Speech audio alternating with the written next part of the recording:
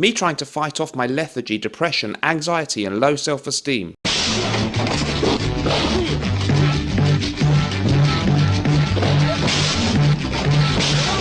Me when any woman suggests we should move in together. Time to abandon ship. And this is the beer in my fridge when I open it and I'm trying to have a day off drinking. Yo! Yeah. I ask you one thing. Do you remember me? I miss you. Yeah. Hello folks, welcome back to the show. So we're going to talk about Jeremy Fragrance today, and I'm going to ask you, which is your favourite period of the Jeremy Fragrance history, the 10-year history that we now have of Jeremy Fragrance? Let's celebrate 10 years of Jeremy Fragrance. Well done to Jeremy Fragrance, the premier fragrance influencer in the world. He says that about himself, and it's undoubtedly true. So let's talk about that in a moment. Before we do that, I'd like to remind you that if you're looking for fragrance samples in the UK, my recommended place is Fragrance Samples UK. They have an amazing range of designer and niche fragrances, and my code for you, Mr. Smelly 10, gets you 10% off across the site. My recommended USA-based fragrance sampling site is the Fragrance Decant Boutique. That's decantboutique.com, and that same code, Mr. Smelly 10, gets you 10% off their fabulous array of fragrances there. Both sites linked in the description. Okay, so we've got 4 distinct periods. There'll be a couple of clips that you see too. So Jeremy Fragrance started his channel way back in 2014 on YouTube, and we're going to call this period the early days, when he basically earned his fame. He got to the place where he is today via the fact that he was really standing out and different when he emerged back then, 2014, 15, 16. I would say maybe 2016 was the peak of that earning his spurs type of period. And why did he get successful? Well, I've got to be honest, people have made all kinds of aspersions about it not being genuine and stuff. He was better than all of the other fragrance influencers in many ways. He had more panache, he had more charisma, he was better looking, his videos were better produced. Back then, the fragrance community on YouTube, than the online thing of fragrances, was much smaller than it is today. There were, of course, far fewer people making videos, and there were very many people that are fondly remembered, and some of them are still going and have been moderately successful. But there is no doubt, if you look back at videos from that period from different people, Jeremy stands out as by far the most polished and the most charismatic, and the person who knew how to make a YouTube video that people, what the largest number of people wanted to watch.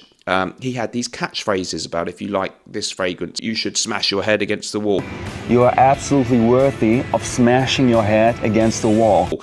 He summed up the fragrances really well. Other YouTubers would make 20 minutes or 15-minute videos just describing one fragrance in very pedantic and, let's be honest, sometimes rather boring depth, whereas Jeremy summed the fragrances up really well and succinctly with catchphrases, not delving over and over into all the notes and all that kind of stuff. He focused a lot on compliments and the fragrance that would help you get the girl. I'm not kidding you guys, I got like 5 compliments from different girls that work at this high-class fragrance store. And that may be a dumbed-down way of looking at it, and not all of you may appreciate that. But it's a smart way of doing it, and it's the kind of thing people out there want to hear. The younger audience just wants a simple video. They may be not only consuming fragrance content, but they want someone who will tell you, these are the 10 fragrances you might want to check out to get the compliments. So he had the panache, he had the good looks, he had the charisma in the way that he talked, he was very confident, and he definitely had the fragrance knowledge. He had a huge collection and a great knowledge of the fragrances, and he summed them up in a very populist way. So also you can see he's in his, I think that's still when he maybe even had a day job. So there's some videos in a certain rented space. I don't know whether it's where he lived or an office. I'm not quite sure, but you see that background. And he was also getting out there and doing these videos outdoors in quite nice sunny kind of scenic places, and that always looked good. Okay, that's period 1. He deserved it. He earned it.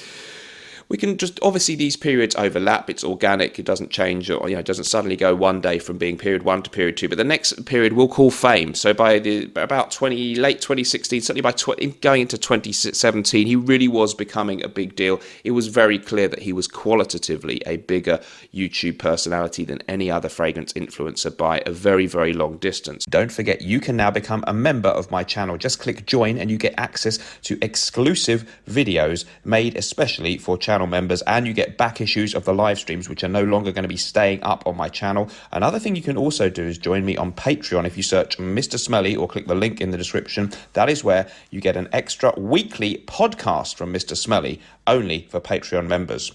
This is the period I would identify as this is the period where you get a lot of attractive looking girls. He's in a different location, I think somewhere in Germany. He'd started up his own Patreon. There was a bit of a controversy, and then he bought a Ferrari straight afterwards. He's got every right to do that, I'm afraid. And this is also the period he's still looking really smart, really sharp in his suit.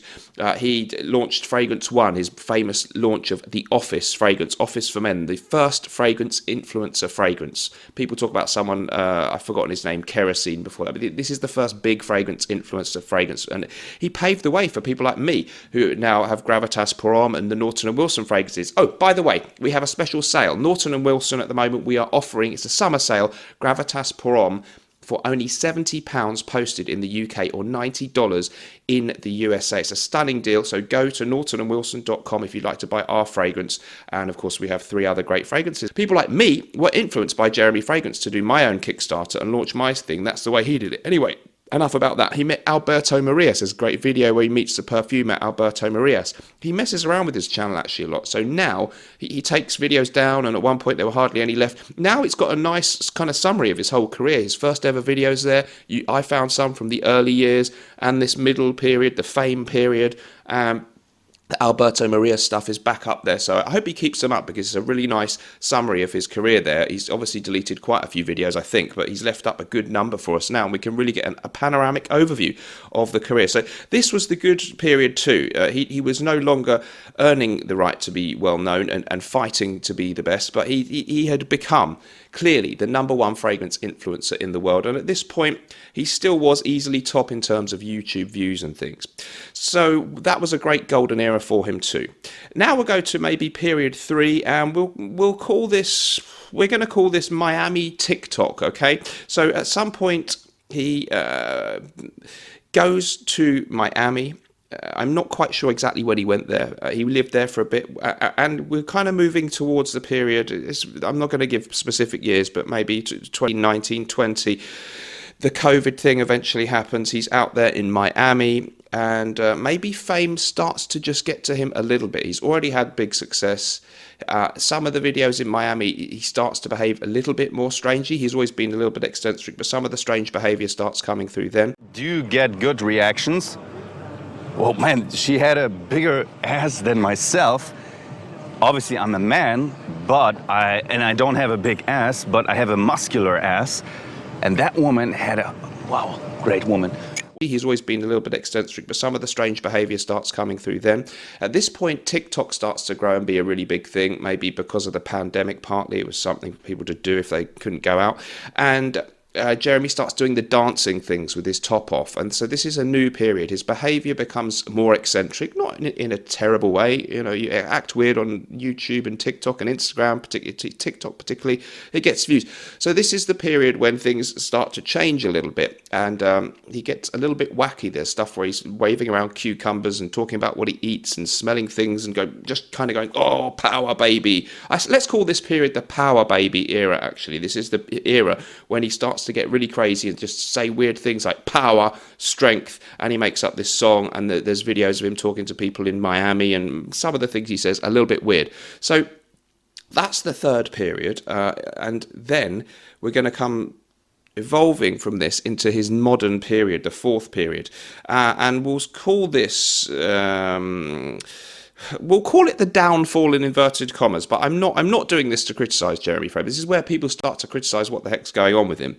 One thing that's happened at this point is other YouTubers have come along who get more views than him. So people like Michelle from Curly Fragrance, maybe I think even Gent Sense and Curly Sense, and people, maybe these female influencers who focus on the men's fragrances on YouTube are getting more views than him. But I don't know at this point how focused he is or how much he really cares just about YouTube views. That's not his bottom line. He's obviously made a lot of money with his Fragrance One brand and numerous other deals and sponsorships and paid things that I'm sure he has going on.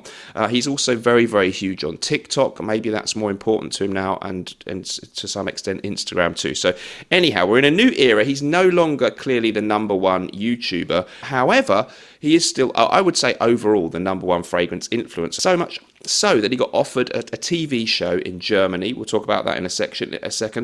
He's been on Sky News, interviewed the German version of Sky News. He was on the Big Brother German version, I think like the Celebrity Big Brother. He didn't stay on long. I don't think it really worked out how he'd planned.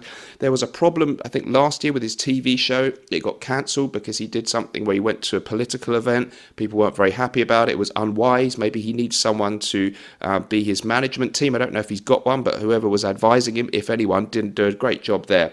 And we see, as again, this has evolved since the third period now into this fourth one. He starts to look a little bit different. His hair's got a lot longer. He's still in great physical shape, I would say. Sometimes he also looks a little bit like he's less interested in the videos. There's been a lot of videos over the last year or two where he really just seems to be dialing it in. And he just looks only half interested in it. So he has been doing the odd one or two. He's got Michelle from Curly Fragrance in this one here, and he's showing fragrances with her. That's the kind of a return to form for him, the kind of video he probably should be making. But there are these strange ones that don't always stay up too long, where he just lists 5 fragrances and he doesn't really seem to be bothered. Sometimes he doesn't even show the fragrance bottle. So it looks like something's going on there. He's a little bit disillusioned with the whole fragrance thing. People are making some negative comments, as you can see there, about the most recent video.